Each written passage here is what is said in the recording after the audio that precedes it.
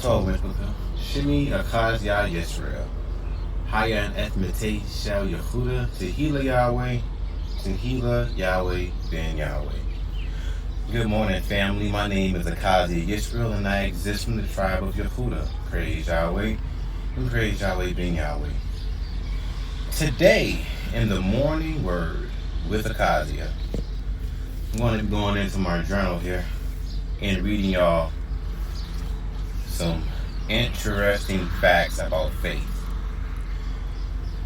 This is titled, Faith Must Show Evidence, from Hebrews chapter 11, verse 1 through 3. Now, faith is the substance of things hoped for, the evidence of things not seen. For by it, the elders obtain a good report. Through faith, we understand that the worlds were framed by the word of Yahweh, so that things which are seen were not made of things which do appear. See, what's important to understand in the scriptures is the word. See, the preposition was by. That shows forth a condition, right? The proposition was the word. That shows what's getting ready to be discussed. And the supposition is the one who carries it out, which is Yahweh.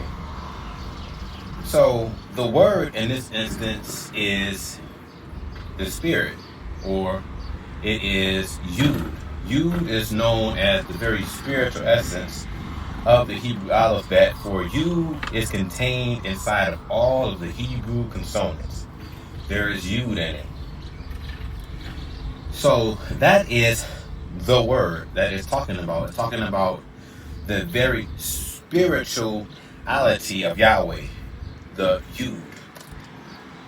Faith, from the Greek reference 4102, is persuasion, a credence or a moral conviction of religious truths of Yahweh, truthfulness of Yahweh Ben Yahweh for salvation, and truth itself, which is to convince by argument of truth or false, and to pacify or conciliate by fair means, to rely on by inward certainty upon agreements of assurance, being made confident in the truth, obeying the truth, and yielding all evil works. Yielding means stopping, coming to a halt. Right? Pacify, from the dictionary.com, is to bring or restore to a state of peace or tranquility, quietness, or calmness, as well as appeasement. We have all of these different Hebrew camps, which shows forth, with different ideologies, by the way, with different names that they praise under God, right?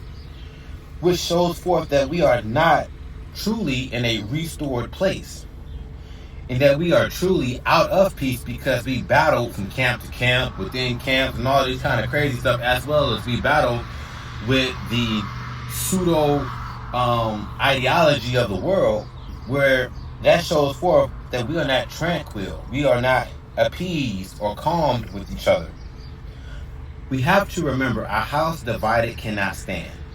And so many of us go on these wild goose chases because, yeah, we know that Christianity or Muslim and all this other stuff are man-made. So we're seeking ourselves, and then we just fall in line and we get comfortable when we hear one of us teaching the word, and it may not be 100% authentic, but you want to feel attached to something. Then you gravitate towards it, and then you find yourself, intrinsic inside the dogmatic ways of that group, to where you think everybody else is lying and this group is telling you the truth. But when you look up the names that they call upon, and you find out that it's Arabic names or it's mispronunciated names, and then they got you, paying for, to get further knowledge, you have to understand that you are in a trick, right? And when you don't understand that you have to have a substance by which your faith is called upon, A substance is a body. It's matter. What is your body of evidence? Then it shows forth that your faith may be, with all due respect, misaligned. And I say that because we are supposed to be one. A sovereign nation is one with each other. It's not many different groups under the pseudo agreement of, oh, we sovereign. That's not it. Us as the same tribe members, we have to have 100% authenticity of appeasement, tranquility, and a state of peace amongst each other. Appeased is to yield or to concede to the belligerent demands of a nation, group, or person, in a conciliatory effort, sometimes at the expense of justice or other principles. Meaning sometimes you have to humble yourself, look to see if what you're in is really the truth, and if it's not agreeing with the name Yahweh, if it's not agreeing when you look up, John chapter 5:43, and you actually look up the formula to that scripture, and it tells you that it has to be the same, as identical as the base. Well, the base in that scripture is Yahweh, so the name of the Son has to be the same as the Father. It has to be identical in every way. Then, if you are not doing that, then you can never reach the conciliatory effort of how we are supposed to be. Right? And you have to humble yourself, and you have to sometimes remove yourself from certain principles that may be holding you back. See, conciliate means to overcome the distrust or the hostility of.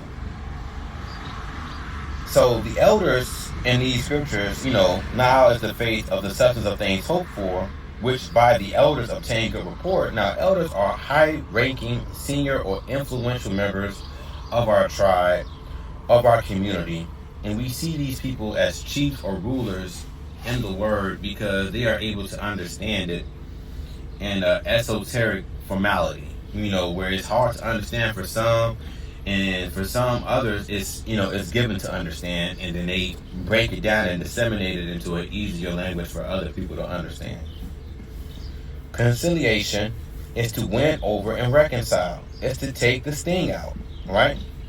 And we hear that by 1 Corinthians 15:55, where it says, "O death, where is thy sting? O grave, where is thy victory?" So our job is to help take the sting out from the minds of our people. But we can only do that if we have one God, one mind, one love, and one action. It may hurt your feelings. You may shout and scream at this video when you first see it, but Yahweh ben Yahweh is that genuine one. He comes in the Father's name, as the scriptures says that the Son would come. And at the time he would come, he came. Because it says again in Revelation chapter 11 verse 8 that the Son of Man was crucified in this place spiritually called Sodom and Egypt. Not physical Egypt and not physical Sodom. And before you want to try to jump down my throat and say, oh, it was in Calavera. Well, Calavera is on the outside of the city of Jerusalem. That's still Jerusalem. It's just not within the gates. And Jerusalem was never called Sodom, and it was never called Egypt. It's called the Holy Land and the Promised Land. So America is the only place that fits both symbolic referencing of Sodom, for we know why, and Egypt, because when you look at the similarities of both places of Egypt and America, is striking. It's uncanny. It's wow. So again, Yahweh ben Yahweh is that genuine vine.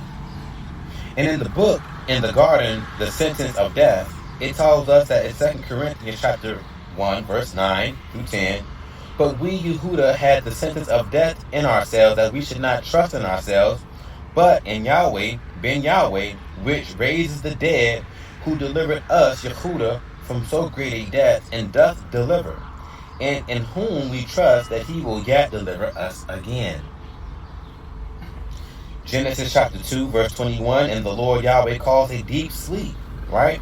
Now this sleep, you can look it up in the Rogas International Thesaurus, reference number 408.1 and 423.21. It's death of the unconsciousness, necros, senseless, coma, deadness, imperception, meaning your perception is off, as well as dullness. We have been made ignorant. To fall upon the Adamites and slept.